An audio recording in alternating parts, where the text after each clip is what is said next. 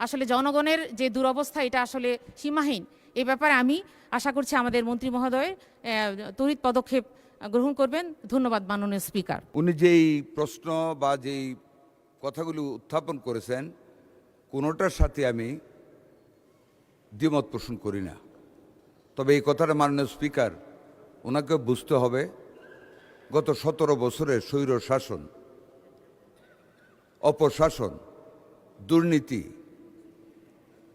এবং জনগণকে অবহেলা করা, কোনো জনমঙ্গলজনক কোনো কাজে নিজেদেরকে নিয়োজিত না করার ফলে স্বাস্থ্য খাত এমনভাবে উপেক্ষিত হয়েছে মাননীয় স্পিকার, আমি যদি আপনাকে বলতে যাই স্বাস্থ্য খাতের কথা আমাকে 1 ঘন্টা সময় দিলে শেষ হবে না।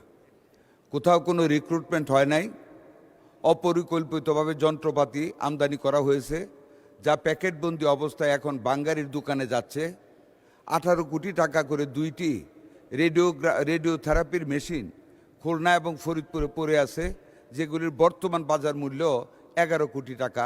ব্যাংকার সৃষ্টি না করে এগুলি আমদানি করা হয়েছে। অনেক জায়গায় এক্সরে মেশিন আনা হয়েছে, টেকনিশিয়ান নেই। ল্যাবরেটরি মেশিন আনা হয়েছে, ল্যাবরেটরি টেকনিশিয়ান নেই। এই অব্যবস্থাপনা আজকে আমাদের এই গণতান্ত্রিকভাবে দিনের বেলায় ভোটে নির্বাচিত সরকারের উপর এসে পৌঁছেছে। কাজে ওনাদের কথাগুলো আমাদের শুনতে হচ্ছে। তবে এটুকু আশ্বস্ত করতে পারি, উনি যেটা 68টি শূন্য পদের কথা বলেছেন দ্যাটস 100% ট্রু। মাননীয় স্পিকার, কোনো রিক্রুটমেন্ট হয় নাই, গত 17টা বছর রিক্রুটমেন্ট করে নাই। যেখানে যেখানে কিছু অ্যাডভার্টাইজমেন্ট করেছে এমন সব ক্লজ দিয়েছে নিজেদের লুক নেওয়ার জন্য, প্রত্যেকটার বিপরীতে রিট মামলা হয়েছে। এগুলি এখন আমরা আস্তে আস্তে, যেমন 4100 নার্সের একটা রিট মামলা করে আমরা নার্স নিতে পারি নাই। মাত্র 7 দিন আগে আমরা অ্যাটর্নি জেনারেলের সহযোগিতায় সেই রিট মামলাটা খারিজ করাতে পেরেছি। আমাদের এই 4100 নার্স এখন আমাদের কাজ করতে পারতেছে। এটা না নিতে পারলে আরও 3700 নার্স আমাদের চাকরিচ্যুত হয়ে যেত।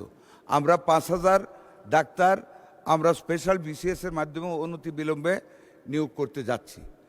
বিগত গভর্নমেন্ট অনেক লোককে মাননীয় স্পিকার ডেপুটেশনে দিয়ে বিভিন্ন জায়গায় পাঠিয়ে দিয়েছে, অনেকে বিদেশ চলে গিয়েছে। এগুলি মাত্র 4 মাস হয়েছে আমরা ক্ষমতায় এসেছি। আমরা খুঁজে খুঁজে বের করে কিছু চাকরি খাচ্ছি, কিছু কল ব্যাক করে পুরনো জায়গায় আমরা নতুনভাবে ডাক্তার দিচ্ছি। এরই মধ্যে ইনসিটু বলে একটা কথা আছে, প্রমোশন হয়েছে কিন্তু আগের পোস্টে কাজ করে। এরকম কয়েক শত ডাক্তারকে আমরা প্রতিদিন 20টা 25টা করে ডাক্তার আমরা বের করে করে আমরা বিভিন্ন হাসপাতালে দিচ্ছি। অব্যবস্থাপনার কথা যেটা বলেছেন, আমি সকল মাননীয় সংসদ সদস্যদেরকে আমাদের মন্ত্রণালয়ের পক্ষ থেকে আমি এবং আমার প্রতিমন্ত্রী দস্তখত করে একটা চিঠি দিয়েছি এবং প্রত্যেকটা উপজেলা হাসপাতালের সভাপতি, মাননীয় সংসদ সদস্যগণ, ওনাদেরকে অনুরোধ করেছি ওনারা নিজ নিজ হাসপাতালগুলি ভিজিট করে আমাদেরকে জানানোর জন্য। আমাদের সীমিত সম্পদের ভিতরে আমরা যতটুকুন পারতেছি মাননীয় স্পিকার, আমরা প্রত্যেকটা হাসপাতালকে উন্নত করার চেষ্টা করতেছি।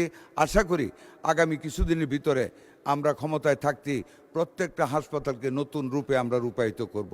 ধন্যবাদ আপনাকে মাননীয় স্পিকার। আপনাকে অসংখ্য ধন্যবাদ মাননীয় মন্ত্রী।